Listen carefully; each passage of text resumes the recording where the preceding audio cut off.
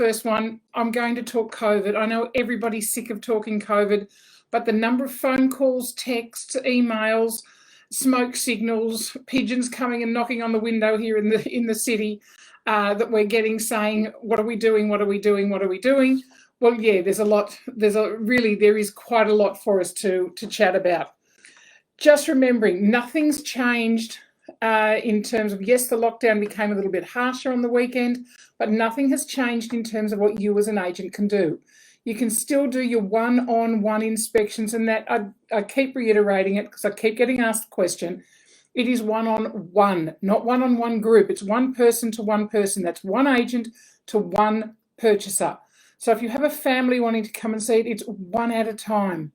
If it's, a couple coming to see it, it's one at a time. Talk to your people before they come. One, find out where they're coming from. So, if they're coming from, some of the areas that are totally locked down, you would have to talk about waiting until after that lockdown has been released for you to actually get into that, or for them to be able to get in and have a look at the property.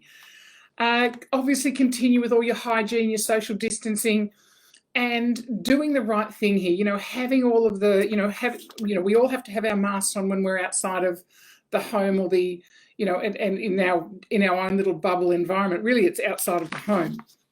And unless you're, like me right at this moment, I'm doing my job. I'm talking on a webinar, and there's no one around me, and I've got the door shut. So it's pretty straightforward. Obviously, auctions, none in person. So it's using your Zoom, your FaceTime, any of the auction platforms. And there's so many new auction platforms out there that you can hook into.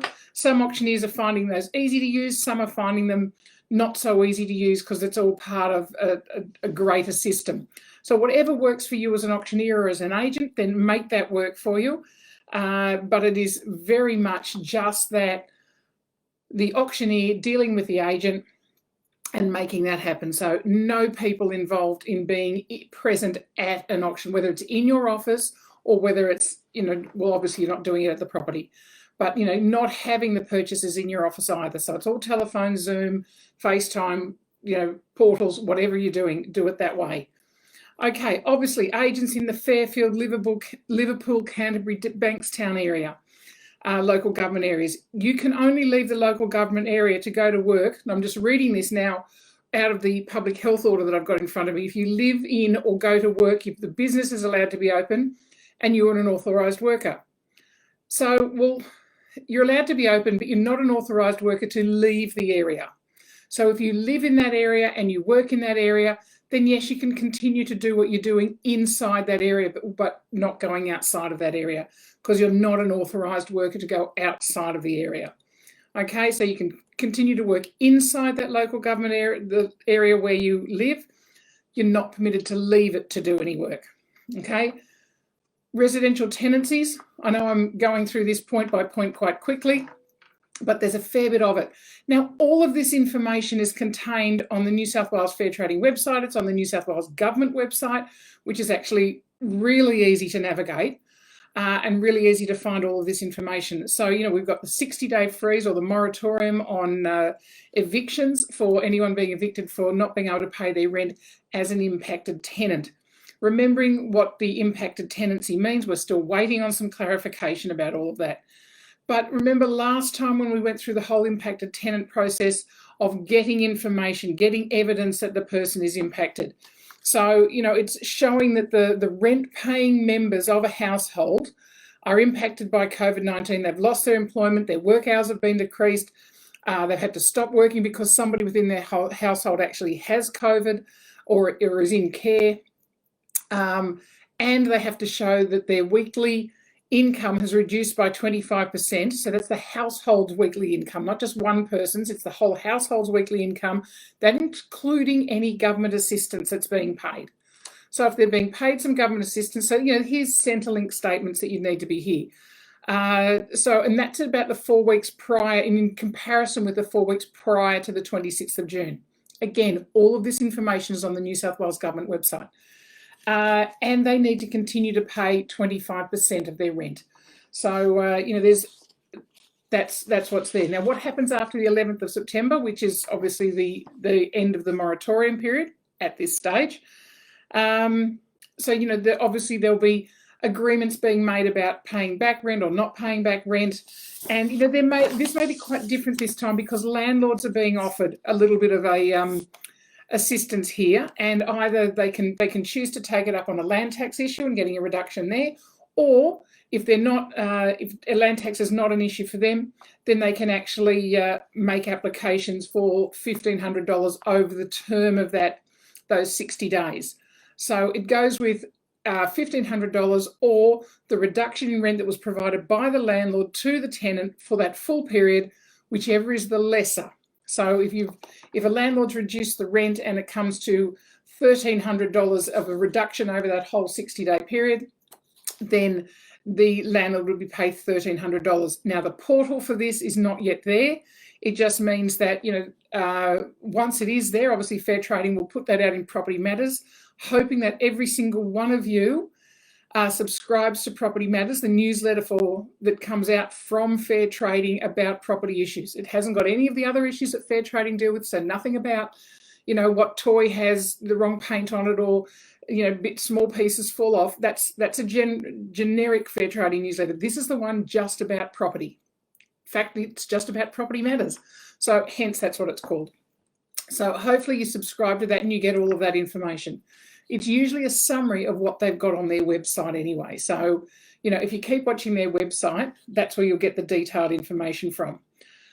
So really, as agents, and what should you be doing right now? Well, what you should be doing right now is obviously the tenants may be contacting you saying, hey, I've lost my job, I'm impacted, rah, rah. So you start, telling them to gather their evidence and, provide you with it, whether it's pay slips or bank statements, documentation from an employer showing that their job's been terminated or they've been stood down or they've had reduced hours, evidence that their business is closed or their business record showing loss of takings if they're self-employed, some Centrelink confirmation of their eligibility for financial assistance. They've already assessed all of that, medical certificates, and prepare to put an agreement in writing. So, this is what you should be doing right now. In terms of helping the landlords through this, when they ultimately get to the point of being able to make application for their loss of rent, up to that $1,500 threshold, they're going to have to prove that there was an agreement in place. So you're going to have to give them a copy of the lease, which you probably did when it was signed, but they may not have that. You have to think about, are you going to do this on their behalf or are you not? Your agency agreement won't have anything in it, I'm pretty confident on this, about taking a commission for doing these for them, or for other applications. So it's either, if you're going to charge them for it, then you would need to get that authority in writing, or you need to, point them in the right direction. When the link becomes available, say, here's the link. So for any tenant that starts asking for their rent reduction, one of the first things you do would be to pull out the agency agreement, the residential tenancy agreement. If they're on a continuation period, then some evidence of that. And it might just be the bond lodgement, showing that there's a bond lodged for that property in that tenant's name for that landlord. So that would be enough evidence for when the landlord gets to make that application for the financial assistance there. For retail and commercial premises, again, there's going to be a similar sort of land tax, some exemptions there for when landlords have impacted tenants, and that will be calculated again in the same way as it was last time in terms of whether some of those businesses are available for business grants or job saver schemes or of what comes into that. So and all of that again is available on the New South Wales Government website. So literally you Google New South Wales Government COVID and up comes the right page with all of this information for you. So it's really, really useful. So again, for landlords who are in financial distress from a commercial, industrial, retail perspective, then again, it's about that their 100% of their 2021 land tax, some exemptions there, and all, some of the other schemes that are available for business grants. So, really to have a look through those. But guys, there's been some of the many questions we've been, that's pretty much the information off the government website. Some of the other questions we've been getting is about, can photographers go in? Can I get the place cleaned at the end of a lease? Can I get it ready for the next tenant? Can I get this repaired at the end of the... And look, there has been some clarification about that, and a lot of people have been asking it.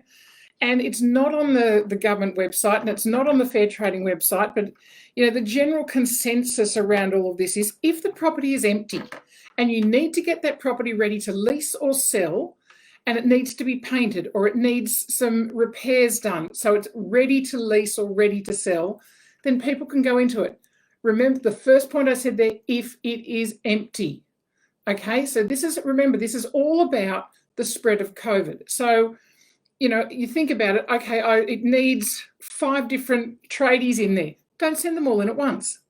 So you send one in. You send, one in for to paint it. You send somebody else in to fix the toilet. You send somebody else in to fix something else. So, or to fix the deck. Whatever it is that has to be fixed, then, it's one at a time. So think carefully about how you're doing that and think about, well, how will I minimise the issues around COVID here? How will I minimise, or maximise social distancing and maximise hygiene issues?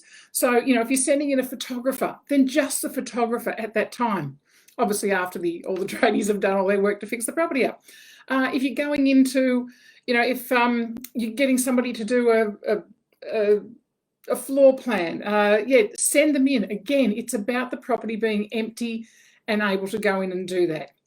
So, and if there's no one in the property, then that's the time to send people into and obviously still making sure of the social distancing and the hygiene issues. So, that's the end of lease cleans, the pre-sale cleaning, getting repairs done, maintenance done. It's provided it's necessary. You've got to think this, just think these words, provided it's necessary for the preparation for the sale or lease of the property. Okay, so there's still work that can be done, but you have to be careful. If it's not an emergency, obviously if it's an emergency in normal repairs and maintenance, particularly in property management side of the world, of course, they have to go in and fix it. If it's not urgent, but it's for preparation for sale or lease, then that's another deal.